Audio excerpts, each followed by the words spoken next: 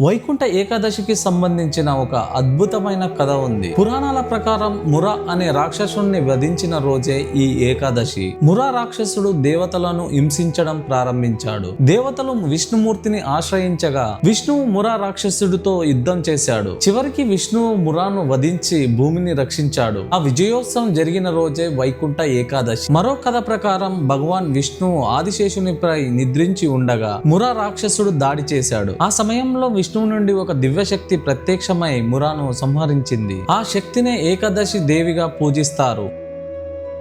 తిరుమల తిరుపతి వెంకటేశ్వర స్వామి దేవాలయంలో ఈ రోజును చాలా గొప్పగా జరుపుకుంటారు. ఉత్తర ద్వారం అంటే వైకుంఠ ద్వారంని ప్రత్యేకంగా తెరుస్తారు. అదే స్వర్గ ద్వారం. లక్షలాది భక్తులు ఈ ద్వారం గుండా నడుస్తారు. ఇది మోక్ష ద్వారంగా భావిస్తారు. వైకుంఠ ఏకాదశి కేవలం ఈ రోజు ఉపవాసం ఉండటమే కాదు, ఇది మనలోని అహంకారం, కోరికలు, రాక్షస శక్తులను జయించే సంకేతం. యువతలు కూడా ఈ ఉత్సవం పట్ల ఆసక్తి పెరుగుతోంది. దేశ విదేశాల్లోని ఆలయాల్లో భక్తులు పాల్గొంటున్నారు. ఇది సాంస్కృతిక వారసత్వాన్ని కాపాడుకోవడానికి ఒక మార్గం. స్నేహితులారా, వైకుంఠ ఏకాదశి అనేది కేవలం ఒక పండుగ మాత్రమే కాదు, ఇది మన ఆత్మని శుద్ధి చేసుకుని భగవంతుని దగ్గరికి చేరువ కావడానికి ఒక అవకాశం. మనం మన మార్గంలో వైకుంఠాన్ని కనుగొనవచ్చు. ప్రేమ, దయ, సేవ వీటి ద్వారా. ఈ వీడియో నచ్చితే లైక్ చేయండి, షేర్ చేయండి మరియు మన ఛానల్ ను సబ్స్క్రైబ్ చేసుకోండి. కామెంట్ లో మీ అభిప్రాయాలు తెలపండి. మరో ఇంట్రెస్టింగ్ వీడియోతో మిమ్మల్ని కలుస్తాను.